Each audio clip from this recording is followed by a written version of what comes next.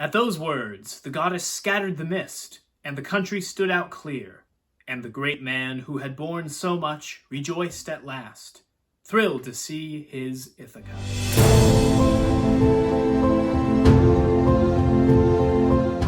Hello and welcome back. My name is Zachary May, and today we are reading the Great Books of Western Civilization, continuing with the Odyssey. This is the Robert Fagles translation, Book 13. We're going to start with a brief plot summary before getting into the analysis and commentary. Odysseus' tale ends, and King Alcinous, moved, commands all his nobles to add even more loot into their trove of treasure for Odysseus, more than they could normally afford, with the promise that they will get most of their wealth back with taxes later on.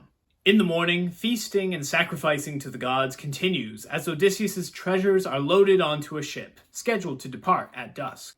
Odysseus gives a hearty farewell to the Phaeacians, wishing them all good fortune, and boards the ship, falling into a deep sleep on the deck. The Phaeacian sailors row through the night in record time, reaching Ithaca's beaches just before dawn. They lift Odysseus, still asleep, off of the ship and onto the sand, with all of his treasures hidden nearby, but still within his sight should he awaken. With that, they re-embark their ship and begin to sail for home. Poseidon, who had seen this entire saga, now goes to his brother Zeus with complaints and groans, for he believes he will lose all of his respect among the gods and the mortals alike.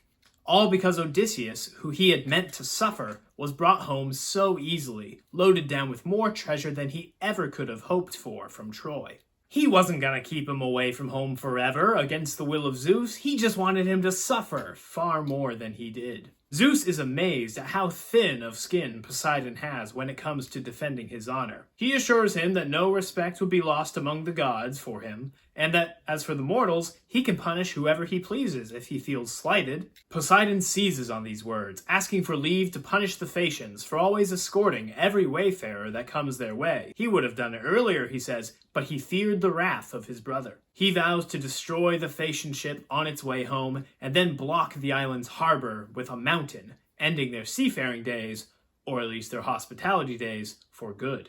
Zeus interjects, suggesting that instead he turn the ship to stone once it's within sight of the city, to amaze the people first, before putting a mountain around the harbor. Poseidon agrees and goes to do exactly what his brother suggested. Once the Phaeacians all see their ship turned to stone when it's within sight of the mainland, Alcinous reveals that this was prophesied to happen long ago. He orders his people that from now on, they will not escort every single lost soul that comes to their shores back home. He also commands that 12 bulls be sacrificed to the god Poseidon at once to appease him, before he puts a mountain into their harbor, as was foretold. We are not told if they were successful in appeasing him. Odysseus awakens, but does not recognize his homeland, for it is covered in mist. He assumes that the Phaeacians have cheated him and dropped him off somewhere else, though he notes that at least they left his treasure with him. He mentally prepares himself for the challenges of navigating yet another strange land. At that moment, Athena appears to him in the shape of a shepherd boy. She was the one who had covered the island in mist, so that she could disguise him and brief him on the state of affairs in his home and on the island and even in his family without being seen. When Odysseus sees her, he runs to her and asks that he may be told where he is and what the land is called. Athena tells him that he has washed up on Ithaca. Odysseus, hearing this, suppresses his joy and tells a lie, saying that he's a fugitive from Crete, here because he had killed a man. Athena smiles at his clever lie before transforming into a woman, declaring her true identity and praising both his cleverness and discipline in not revealing himself, even upon arrival to his long-sought home, likening it to her own virtues of wisdom and wiles. She reveals to him that he has more trials still to come, the worst yet, so he cannot reveal his identity or presence to anyone. Odysseus asks her why she was so good to him during the war, but seemed to disappear and stop protecting him as soon as he left Troy. He had to deal with disaster after disaster without her. He says that he doesn't even believe her now, saying that he's home. She surely must be mocking him. So he asks again, is he really home? Athena praises his restraint and discipline once again. She explains that she was afraid of fighting Poseidon, her father's brother, who was bent on punishing Odysseus for blinding his son, the Cyclops. She lifts the mist, however, in order to prove to him that he is indeed on his home soil. It appears to him as he had always remembered it.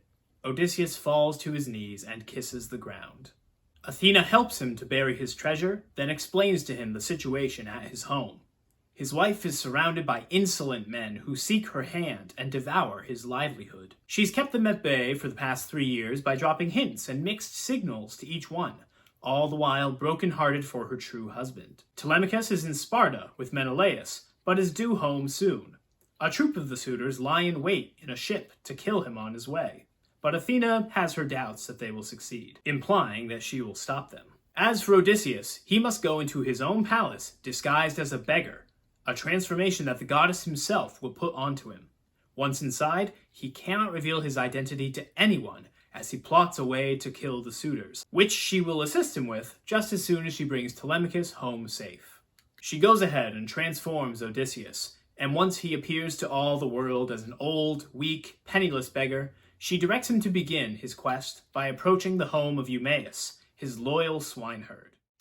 I have quoted Odysseus in Book 5 a number of times when he says, "And if a god will wreck me yet again on the wine-dark sea, I can bear that too." That adjective, wine-dark, is used several other times to refer to the sea as well. But now in Book 13, it's used to talk about something else.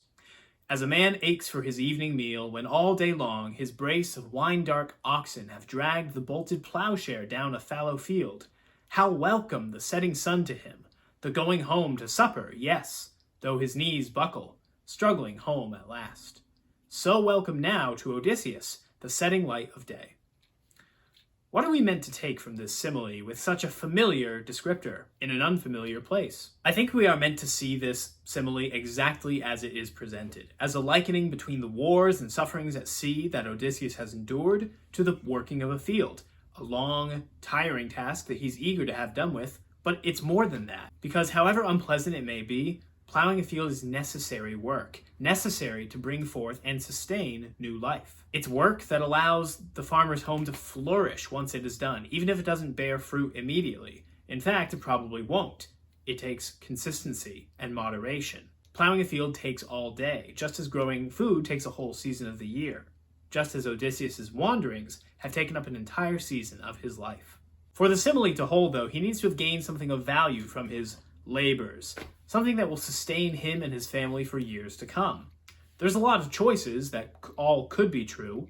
For one, he received a boatload of treasure from the Phaeacians that will surely help rebuild his wealth that the suitors have been devouring. There's his spirit, tempered to endure, and such a spirit is just one of several ways that he's grown as a person throughout his adventures. Whichever is meant, though, this is a forward-thinking notion of suffering, one that, to my memory, we haven't really seen before. Achilles in the Iliad speaks about how Zeus will either give out bad or good mixed with bad, but this is a little bit different from that, because in the case of the Iliad, Achilles is thinking about the good as behind you, and certainly not happening because of the bad you've suffered. Whereas Homer seems to be saying that because of the sufferings that Odysseus has gone through, he is now a better person. It's still at least 1,000 years before the phrase, "oh happy fault," will be well known, but if I'm reading this right, we have a very early example of it here. Odysseus recognizes on more than one occasion that his sufferings are hard, but this seems to be an admission, at least by Homer, and albeit subtly, that they are not all bad. They've contributed to making him who he is today, and most importantly, when somebody says that, we can also say that by Homer's standards as well as our own, he's actually a better person now. I always think it's hilarious throughout both the Iliad and the Odyssey, anywhere in Homer, when Poseidon demonstrates just how insecure he is, and especially Zeus's reactions to discovering that. This happens once in the Iliad, I think around book 8 or 9, when the Greeks build a wall around their camp, and Poseidon's concerned that the glory of that wall will exceed the one of the wall that he built, and Zeus tells him to get over it. But here it happens again, after Poseidon is all upset that Odysseus was brought home. Poseidon is worried that no one's ever going to take him and his curses seriously again. Zeus's reaction is, wow, incredible. Anyways, Bernard Knox discusses in his introduction to the Robert Fagles translation how some scholars believe that Zeus appears to have had a kind of ethical transformation, or moral awakening by the time of the Odyssey, as compared to the Iliad. They'll usually point to his concern for strangers and guests evident and alluded to throughout the epic, or his somewhat impartial, fair execution of justice when wrong has been done. Knox himself, however, points to Poseidon's revenge against the Phaeacians as a counterexample, something that Zeus actually helps him to plan out. This is such a strong counterexample, in fact, that some translations, even very early ones, changed it in their versions of the epic to make it so that Zeus doesn't let him do it. The reason they did that is because it seems to go against his nature of being the patron of hospitality. Why would he punish the Phaeacians for doing the thing that he's most known for approving of? Does he care about being that patron? Is he acting against who he's supposed to be here in the Odyssey? Even though King Alcinous acts quickly to sacrifice and try to appease Poseidon, he orders that his people stop escorting every single wayfarer home. Their days of unbridled hospitality are clearly over no matter what. I honestly am not really sure about this one. Maybe it is an inconsistency for Zeus. But if so, what does it mean? Knox believes that it demonstrates the usual state of affairs amongst the gods, where what one of them wants is often in conflict with what another one wants, and they have to do some negotiation and disagreement and back and forth in order to avoid themselves fighting, even at the expense of mortals. There's nothing new here, Knox says. I think I disagree, though, because there's at least one thing that we know is new, and that is the developing relationship between Zeus and fate. Just like how Athena needs to ask Zeus for permission to bring Odysseus home, even though it's something that's been fated to happen forever anyway, Poseidon is compelled to ask Zeus's permission to punish the Phaeacians, even though, as Alcinous tells us, this was also prophesied to happen. In the Iliad, Zeus holds up his golden scales, looks at what they say, and then he will act accordingly. Whereas in the Odyssey, the buck stops with him. Both events concerned in this book, the punishment of the Phaeacians as well as the homecoming of Odysseus, were fated to occur, and it appears that Zeus's divine role as the arbiter of fate supersedes his role as the patron of suppliants. I'd said long ago that the Odyssey is a step on the way to reaching the notion of justice among humans, but given down from the gods, as we would know it today. But it's only one step. As I said at the time, there are many other steps in between, and Zeus's behavior with the Phaeacians and Poseidon proves that although there are elements of justice as we would know it appearing, he's still equal parts the Zeus of the Iliad, who will allow untold human suffering in order to keep peace amongst the gods. Odysseus arrives home under the protection of Athena. He does not admit to being from Ithaca, still unwilling to reveal himself. Athena tells us that this is because of his love for telling tall tales and being cunning. But once he's told about the state of affairs at his home, Odysseus exclaims that he's glad he didn't rush straight to his house, or he would have ended up like Agamemnon. This is exactly why the tale of Agamemnon has been told so many times over the course of this epic, by the way, to contrast it with what almost happens to Odysseus. How then can he succeed where Agamemnon failed and not be murdered in his house? Athena tells him he must become nobody. She will make him look like an old man, penniless, filthy, harmless, and says that he must not tell anyone who he actually is. Not his wife, not his son, or any of his servants. Not until the right time. This is a fitting test for him, because much of his wanderings at sea got caused by his pride when he faced the Cyclops. He was willing to use his cunning and take on the role of nobody for a time in order to escape the Cyclops' cave, but he couldn't bear to remain nobody in the mind of the Cyclops once he had bested him. He had to tell him and gloat over him and to make sure that he knew who had blinded him. And because of that, Polyphemus knows exactly who to curse when he prays to his father. Now, at the end of his wanderings, each chapter of which taught him a new lesson and forced him to grow beyond who he was before, fate and circumstance give him a final exam. If he is to succeed in driving out the suitors, he must once again play the role of nobody. He will be treated poorly by them, and he will need to quash any semblance of pride and glory-seeking that got him into this mess to begin with. But he will also need all of the skills that make him himself, too. His cleverness, as well as his martial skill and virtue.